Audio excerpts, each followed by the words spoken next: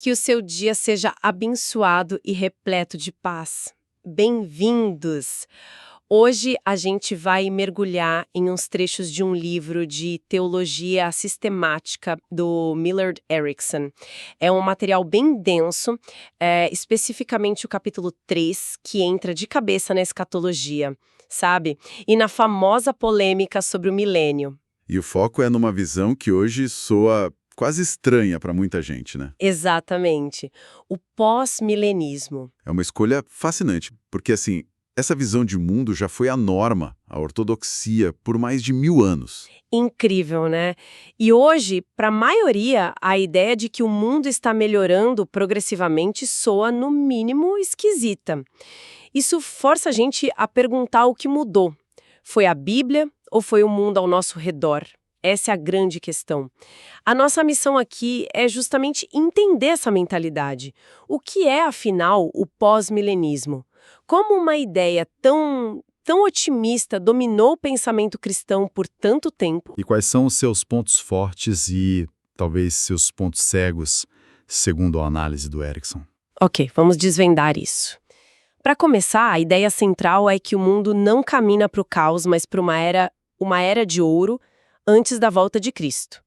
Como isso funcionaria, assim, na prática? Funciona de forma gradual, quase invisível, sabe?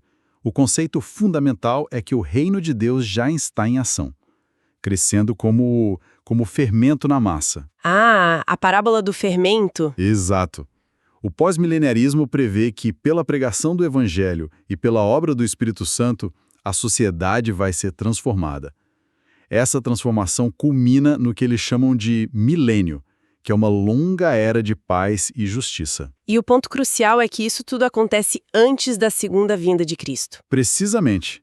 A volta dele não vem para consertar o mundo destruído, mas para, digamos, celebrar a vitória que já foi conquistada e iniciar o juízo final. Então, não é um evento súbito, uma intervenção divina que vira a chave. É um processo. A fonte do Erickson detalha alguns pilares dessa visão, né? O primeiro, como você disse, é que o reino de Deus é uma realidade presente. Isso. Não um império físico, mas o governo de Cristo nos corações. Onde tem fé, ali está o reino. E isso é a base de tudo, imagino. É a base. Para o pós-milenista, a diferença entre a nossa era e a era milenar é mais de grau do que de tipo.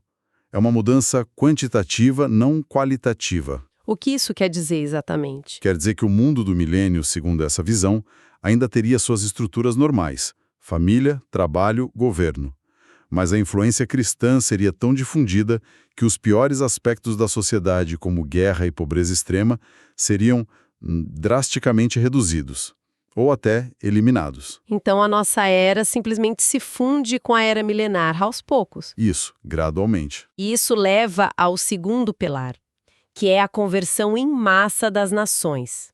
A ideia não é que cada pessoa no planeta vai virar cristã, mas que a influência cristã se tornará o princípio dominante na cultura global. Isso. Nossa, isso soa incrivelmente ambicioso. É extremamente ambicioso, mas para eles é a consequência lógica da Grande Comissão. Eles acreditam num reavivamento mundial sem precedente, impulsionado pelo Espírito Santo. E o resultado disso seria o terceiro pilar, um longo período de paz na Terra. Exato. E Erickson nos lembra de uma estatística no texto que é impressionante. Sim, eu vi essa parte. Aqui diz que, historicamente, a paz mundial só prevaleceu, em média, uma vez a cada 15 anos. Pois é. Então, prever uma era inteira de paz entre nações, raças e classes sociais era e ainda é uma aposta muito alta no poder do Evangelho. Uma aposta muito alta mesmo. Mas essa era de ouro é perfeita? Ou tem alguma ressalva? Tem uma ressalva importante, que às vezes é esquecida. O milênio não é necessariamente literal, 1000 anos cravados. É um símbolo para um período muito longo, de duração indefinida. Entendi. E no final desse período, essa visão ainda prevê uma reviravolta dramática.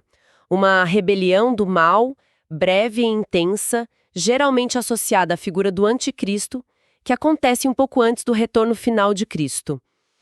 Então não é um final feliz que desliza suavemente para a eternidade. Tem um último confronto.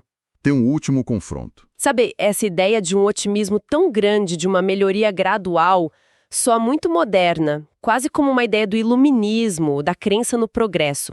É surpreendente pensar que essa não era a visão original da igreja. Não era mesmo. A igreja primitiva vivia numa expectativa de algo mais explosivo, mais repentino. Uma intervenção divina e catastrófica. Isso.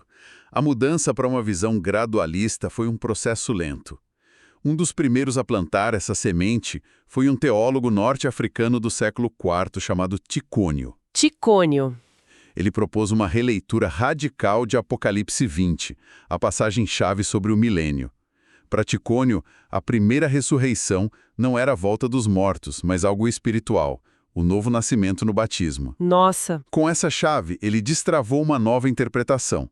O milênio não era um futuro distante, mas a era presente da igreja, o tempo entre a primeira e a segunda vinda de Cristo. Espera um pouco. Então a visão que dominou a igreja por mais de um milênio, que influenciou reis e impérios, começou com uma reinterpretação quase alegórica de uma única passagem? Por um teólogo? Isso é incrível, né? Mostra como uma ideia pode mudar o curso da história. Completamente. Mas uma ideia, mesmo que brilhante, precisa de um catalisador para se espalhar. E o catalisador foi ninguém menos que Agostinho. Agostinho, claro. Inicialmente, ele tinha uma visão mais literal, mas mudou de ideia. Em parte por causa de alguns exageros, de grupos que imaginavam o milênio de forma muito carnal, sabe? Mas o fator decisivo, como a fonte aponta, foi o contexto histórico. Agostinho viu o impossível acontecer. A conversão do Império Romano? Exatamente. O cristianismo passou de seita perseguida à religião oficial do maior império do mundo. Para Agostinho e seus contemporâneos, parecia que a história estava confirmando a teologia. A igreja estava triunfando. E não por uma intervenção milagrosa, mas pela sua própria força e influência. Ele olhou para o mundo e viu o reino de Deus avançando, a ponto de identificar a própria Igreja Católica visível com o reino.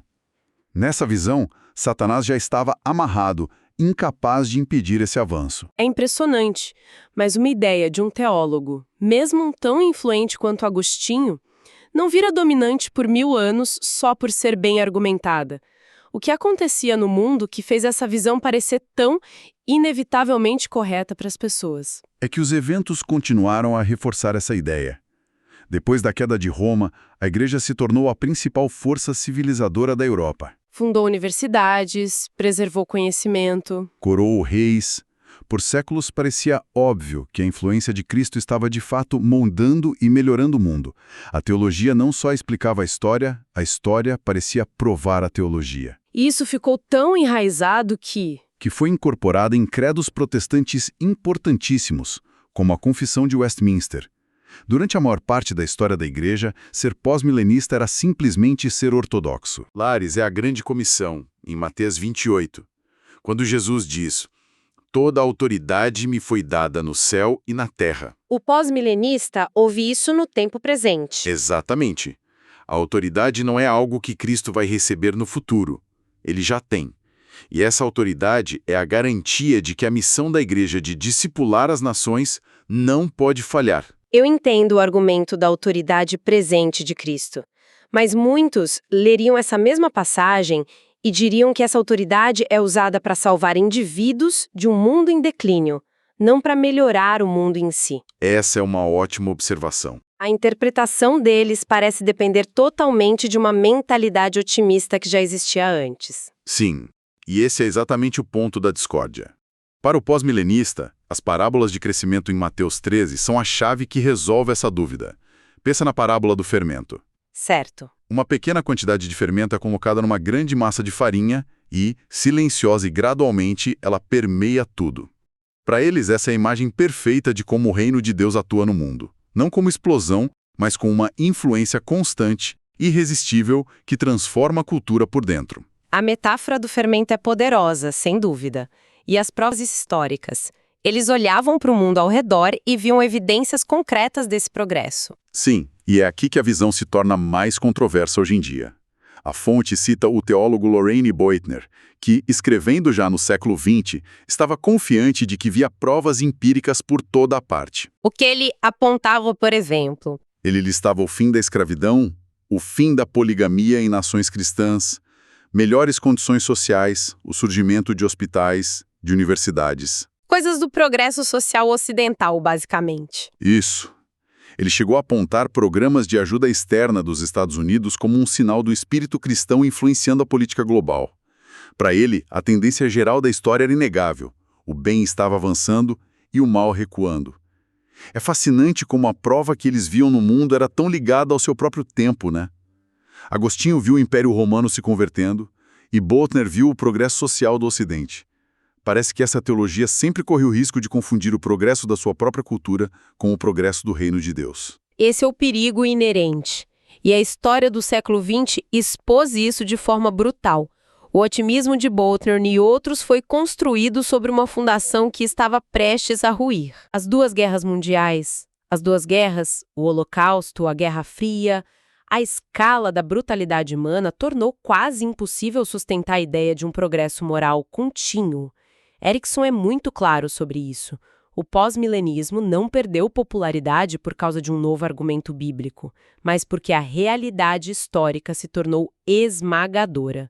Foi um choque psicológico, então? Exato, a conexão foi mais psicológica do que lógica, mas o efeito foi devastador.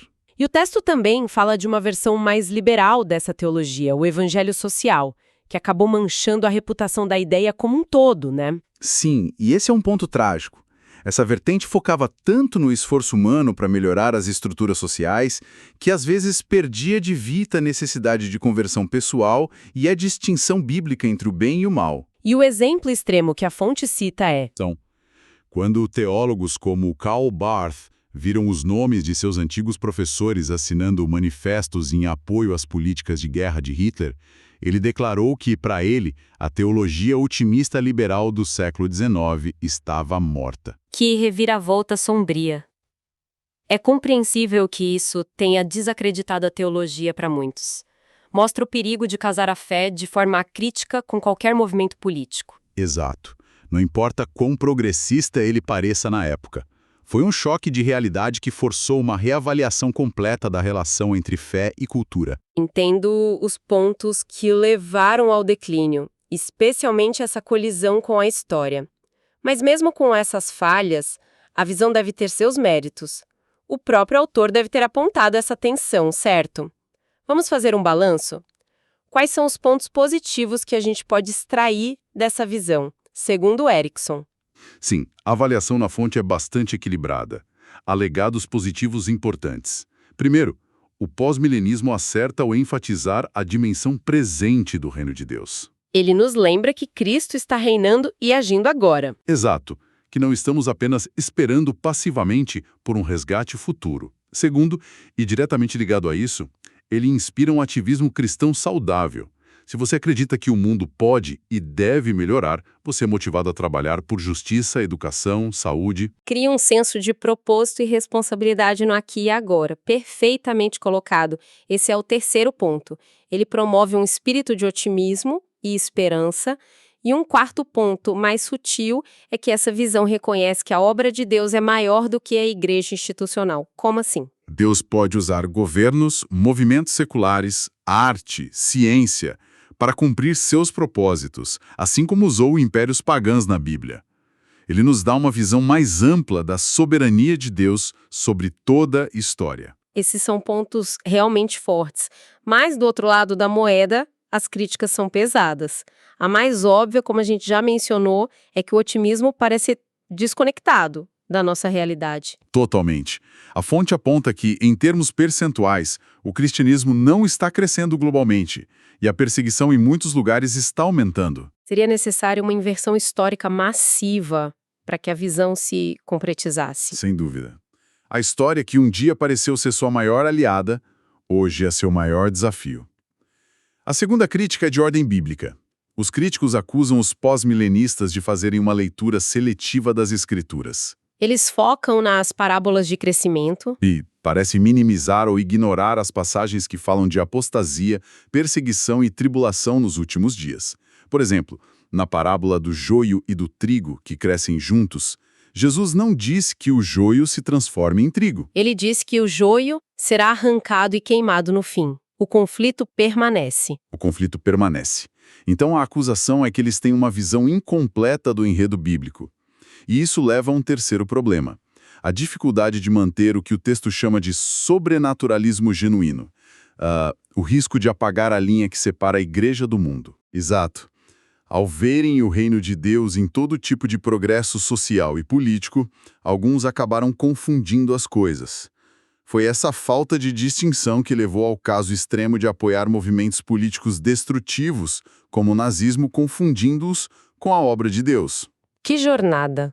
O pós-milenismo, então, uma visão de mundo complexa, nasceu de um otimismo poderoso, motivou gerações a construir e a reformar a sociedade, mas foi profundamente abalado pela dura realidade da história. É uma teologia que nos obriga a confrontar a relação entre nossa fé, nossa esperança e o mundo em que vivemos. E isso levanta uma questão importante que fica para nossa reflexão, né? Sim.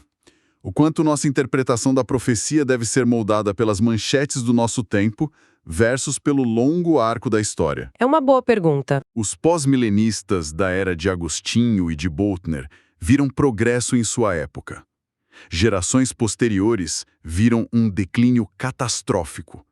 O que alguém, daqui a 200 anos, verá ao olhar para o nosso tempo? Nossa percepção do momento pode ser uma armadilha. Um pensamento final muito provocativo. E esta conversa foi apenas o começo da nossa exploração escatológica.